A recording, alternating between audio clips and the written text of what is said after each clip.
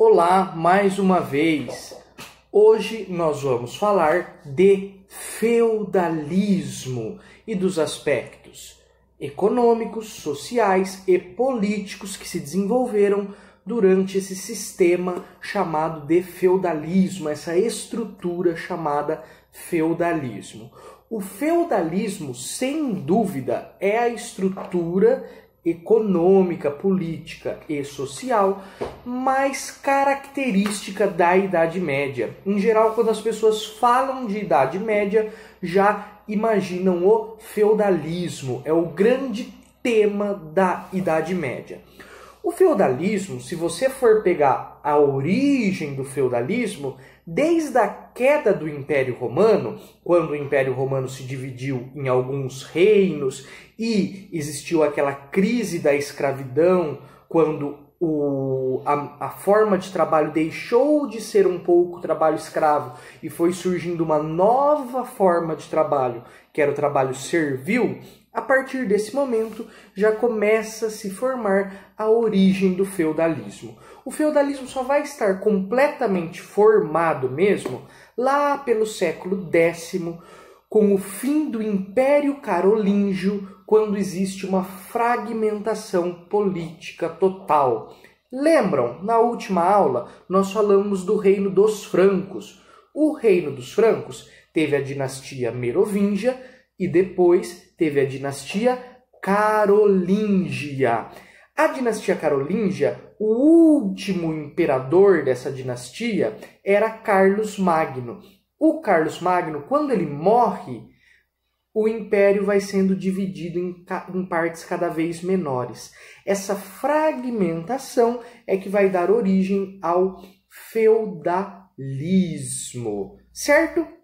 Uma coisa que talvez seja importante a gente saber é, quem que inventou esse nome, feudalismo? Na época eles já falavam, nossa, eu vivo no feudalismo. Não, eles não tinham exatamente a palavra feudalismo. Eles não diziam, nós pertencemos a um sistema econômico chamado feudalismo, da mesma forma que eles não diziam que eles viviam na Idade Média, certo? Eles não tinham esses nomes. Qual o nome que já existia naquele período?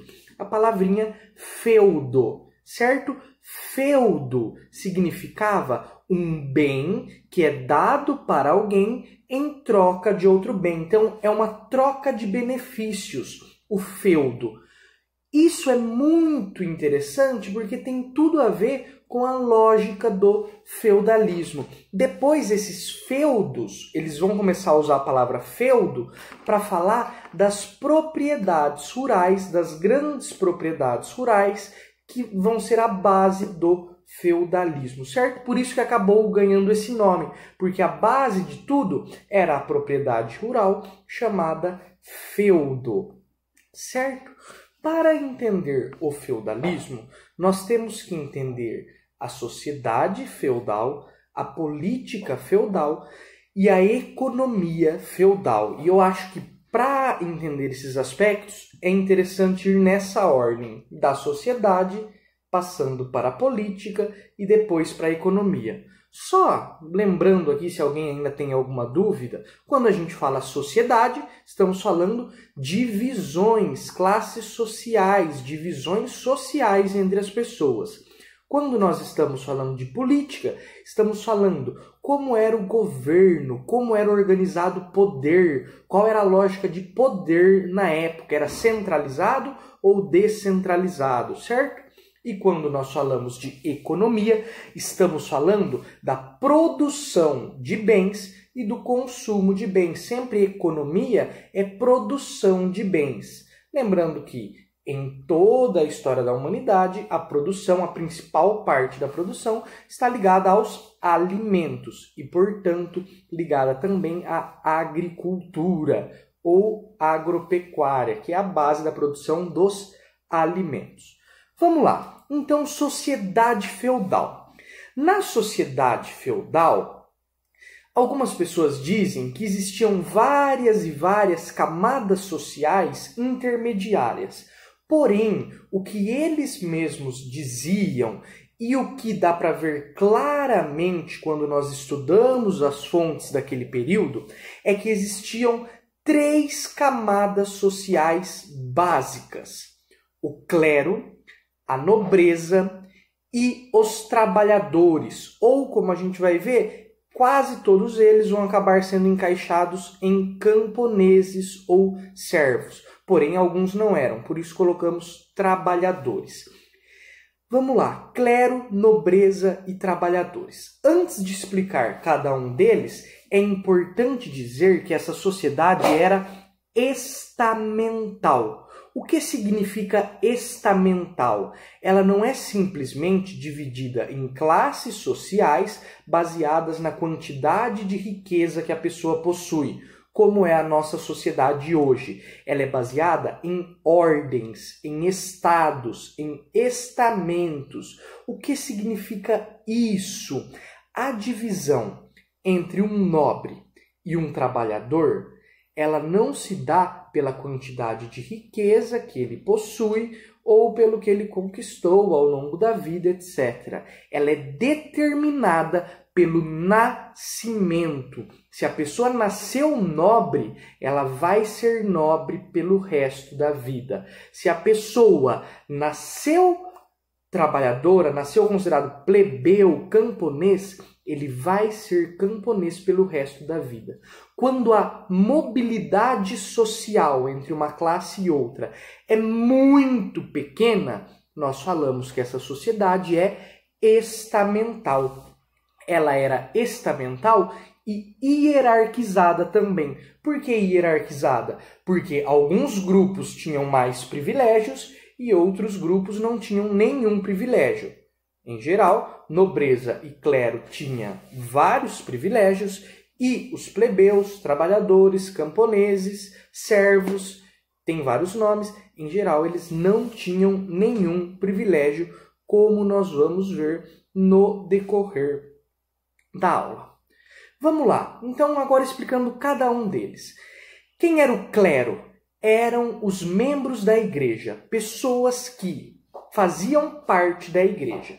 Como nós vamos ver em detalhe na próxima aula da semana que vem, a igreja era muito importante durante o período medieval. O poder da igreja, religioso e político, era gigantesco. Por isso, neste momento, fazer parte da igreja te colocava na camada social mais elevada.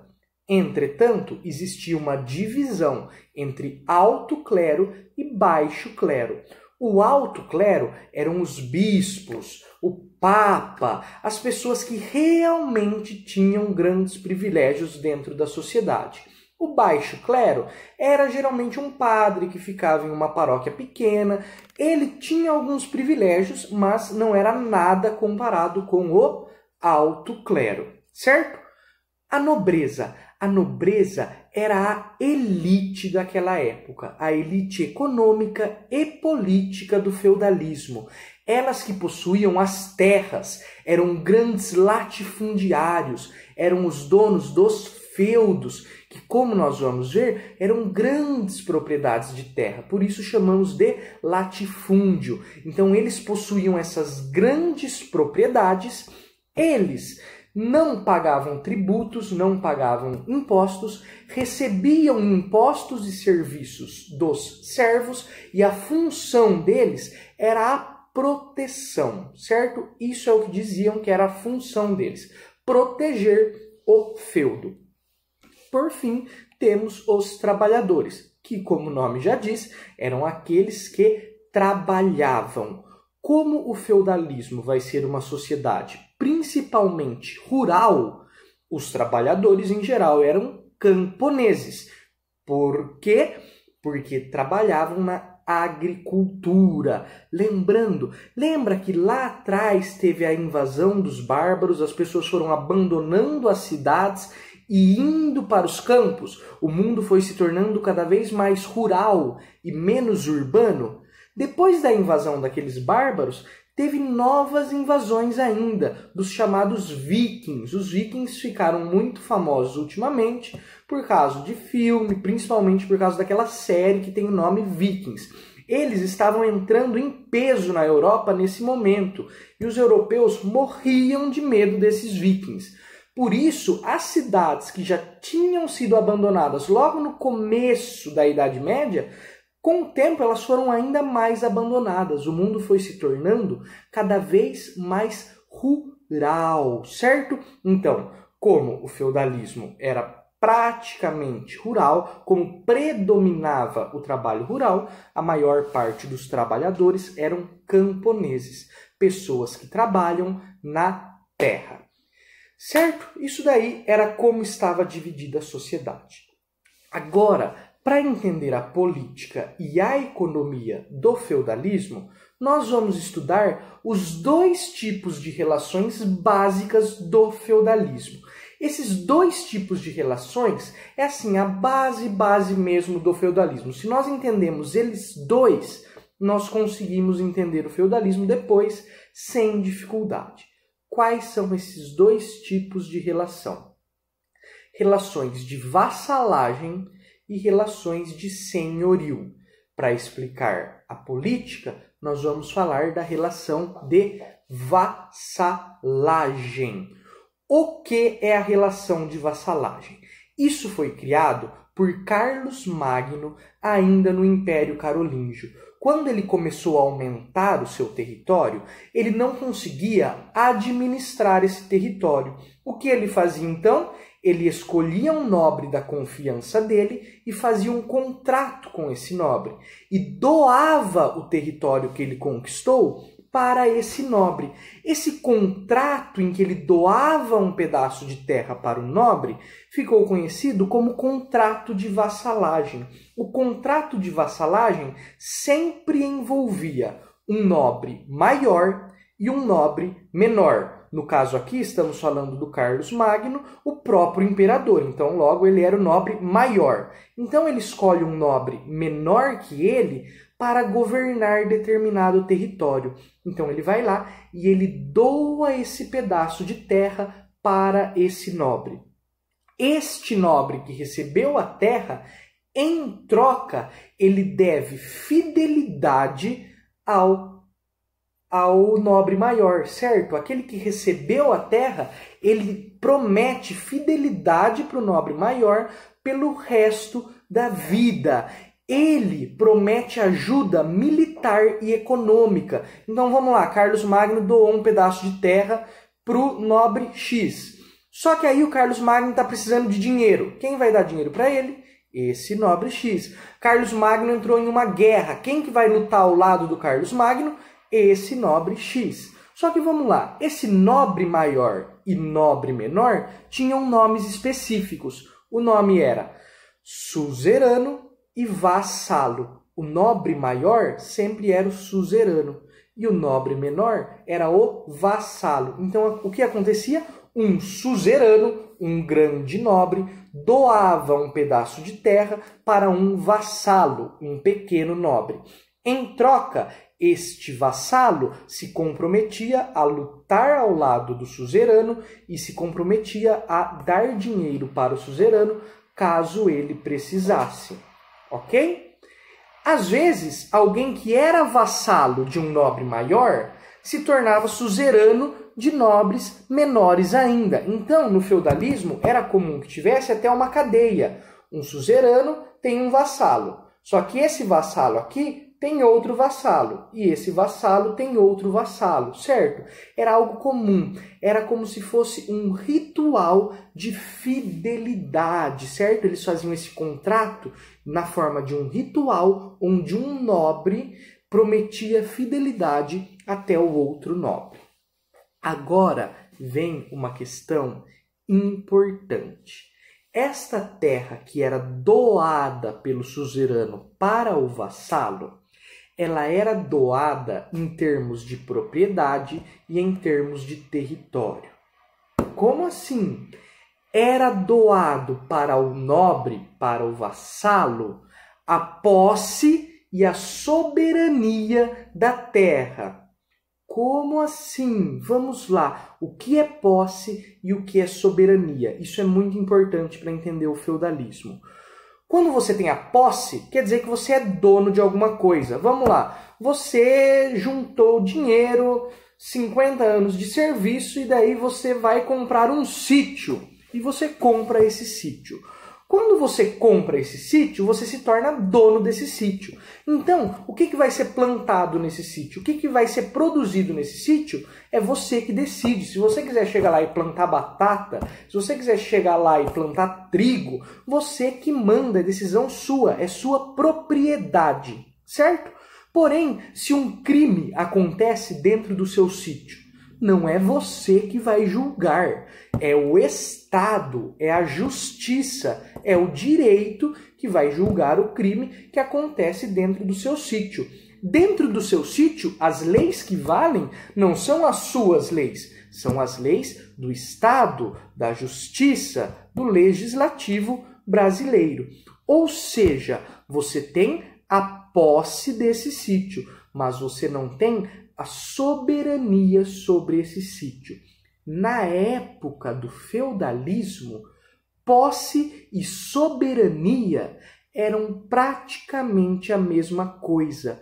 Ou seja, o nobre que era dono da terra, o nobre que se tornava dono da terra, ele começava a ser chamado senhor feudal.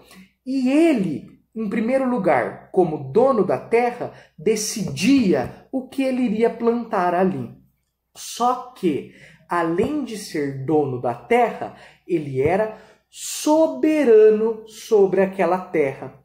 O que isso significa? Significa que a lei ali era ele. Ele decidia o que é justo e o que é injusto. Se surgisse um problema entre dois servos, quem julgaria era ele. Ele tinha o poder, então, econômico e o poder político juntos. É por isso que nós falamos que o feudalismo é caracterizado pela descentralização, pela fragmentação política. Por que fragmentação? Porque não existe uma capital que governa um estado centralizado. Cada feudo, cada fazenda é um território diferente. Cada senhor feudal, cada fazendeiro da época manda no seu próprio território, cria a lei, cria a justiça no seu próprio território e fica responsável por julgar esse território, por proteger esse território. Tudo isso fazia parte da ideologia medieval, que falava: as três ordens correspondem a três funções.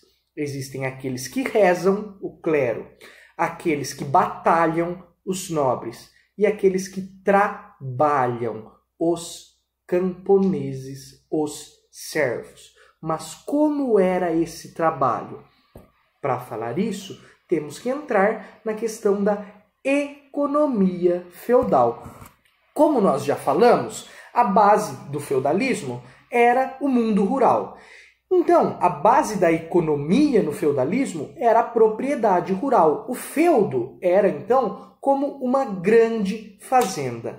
Esta grande fazenda, para a gente entender melhor como ela funcionava e como funcionava o trabalho dentro dela, vejam a imagem que vai aparecer aí na tela de vocês.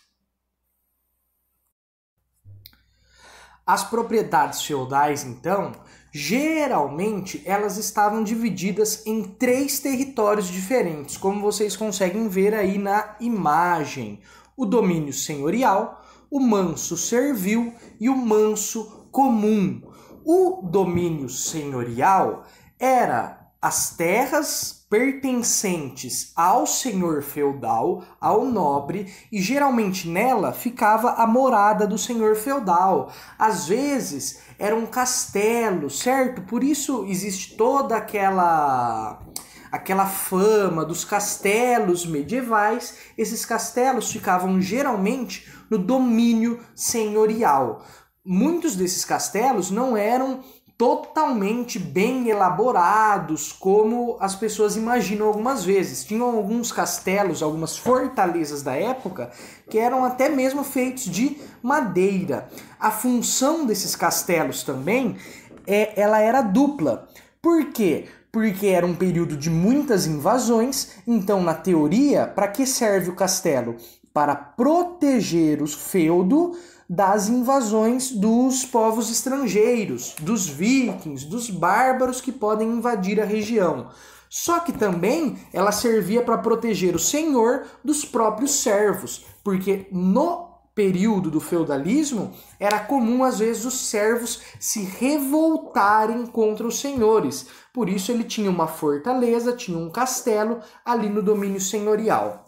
No manso servil ficavam as casas dos servos e era essas terras, cada pedacinho dessas terras era doada para uma família de servos diferentes, como a gente já vai explicar. Esse era o manso servil, onde ficavam os servos. E por fim, tinha um manso comum que não era nem dos servos e nem do senhor. Ele está em verde aí porque geralmente não devastavam a floresta para plantar coisas nela. Geralmente eles deixavam a floresta. Os servos utilizavam essa floresta para colher lenha, que eles utilizavam, e o senhor muitas vezes caçava nessas florestas. A prática da caça entre os senhores feudais era algo muito comum. Beleza, então a divisão era essa: domínio senhorial, manso servil e manso comum.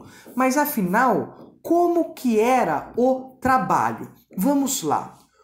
O servo, ele tinha obrigações com o senhor por causa da proteção que este senhor dava para o servo. E também em troca de um pedaço de terra que o senhor concedia ao servo. Então vamos imaginar. Um trabalhador livre, então, chegava para esse senhor feudal e dizia: eu estou correndo perigo lá na cidade, está tendo muita invasão, eu não tenho uma terra para trabalhar. Logo, eu preciso de um território e eu preciso de proteção. O senhor feudal concede essa proteção, concede um pedacinho de terra do manso servil para esse trabalhador. Só que neste momento ele deixa de ser um trabalhador livre e ele se torna um servo. O que significa isso? Que ele passa a ter obrigações com o senhor feudal. Quais eram essas obrigações? A talha, a corveia, as banalidades, a captação e a mão morta. Geralmente os três mais comentados são a talha, a corveia e as banalidades. Inclusive existiam até outras fora essas, mas é difícil algum exercício em algum lugar que peça alguma obrigação que não seja uma dessas 5, correto? Então vamos lá. O que era a talha?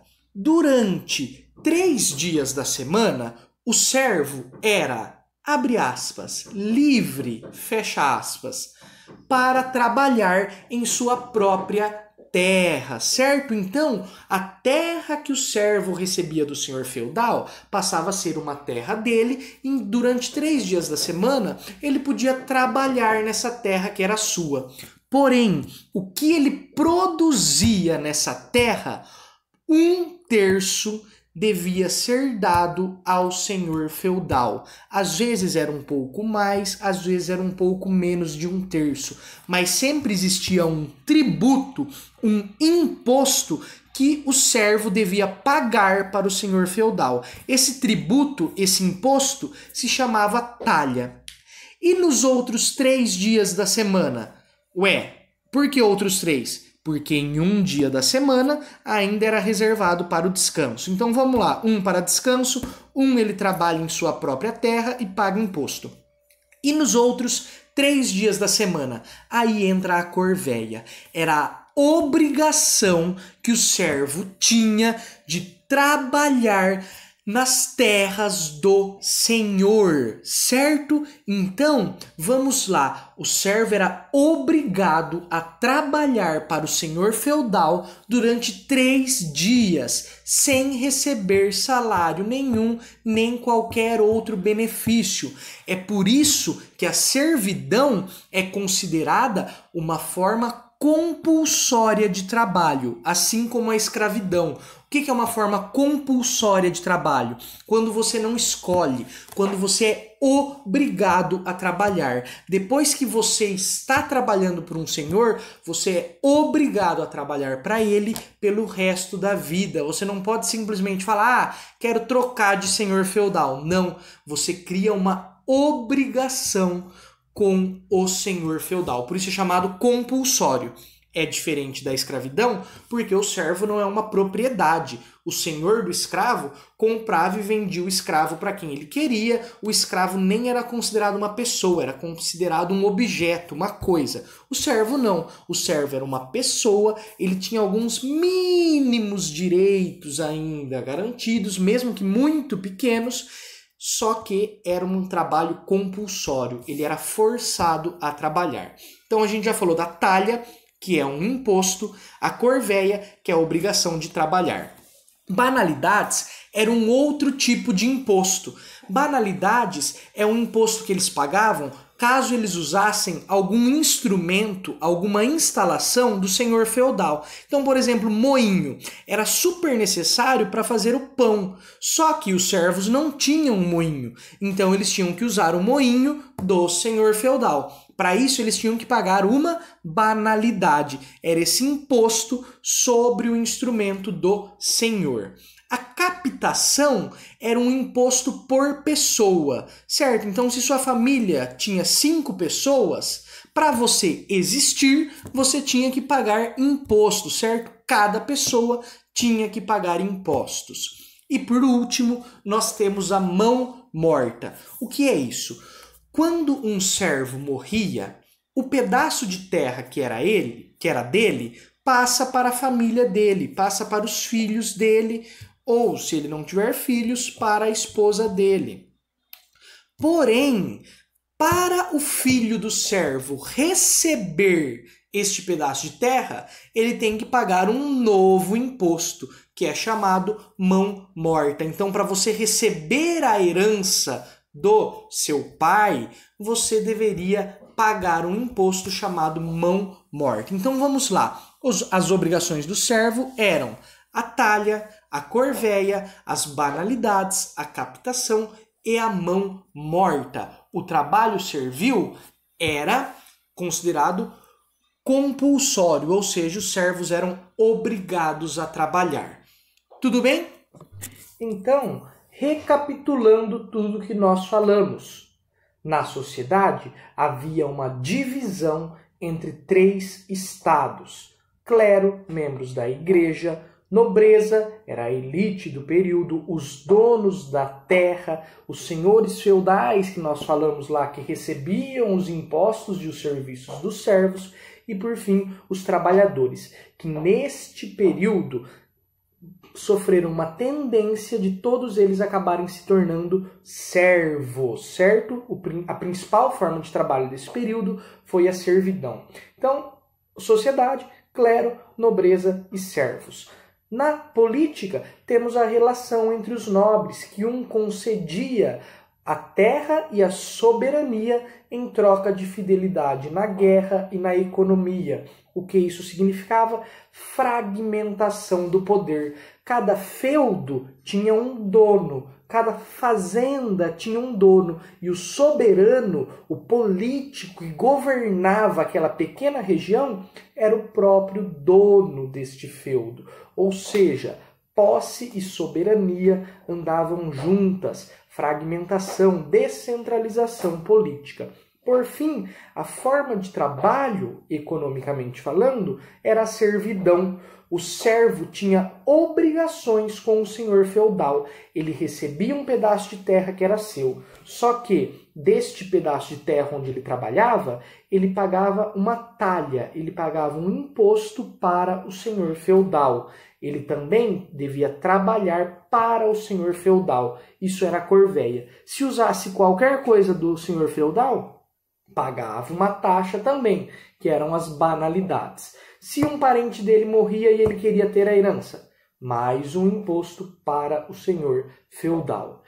E, além desses, cada um devia pagar um imposto por capita, ou seja, captação. Cada pessoa deveria pagar uma taxa. Só de falar disso, o que vocês já conseguem depreender de forma lógica? O que a gente já consegue entender de forma lógica? Que o feudalismo foi um sistema econômico que gerou profunda acumulação de riqueza nas mãos dos nobres, nas mãos dos senhores feudais e gerou considerável miséria nas mãos dos camponeses, certo? Por isso, revoltas camponesas eram comuns.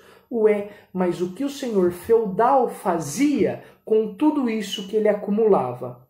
Aí entra o paradoxo do feudalismo, porque vai ser justamente esse acúmulo gerado justamente pelo feudalismo que vai possibilitar o senhor feudal de levar as mercadorias para outras regiões. O feudalismo, então, vai ser uma das causas do renascimento comercial que vai acontecer lá na frente. Esse renascimento comercial vai ser também a causa do renascimento urbano. Então o feudalismo é extremamente rural, ele não é urbano, mas nele está a origem, está a causa do renascimento comercial e urbano que vão ocorrer no futuro da Europa. Tudo isso por causa dessa acumulação de riqueza feita pelo senhor feudal a partir da exploração de seus servos.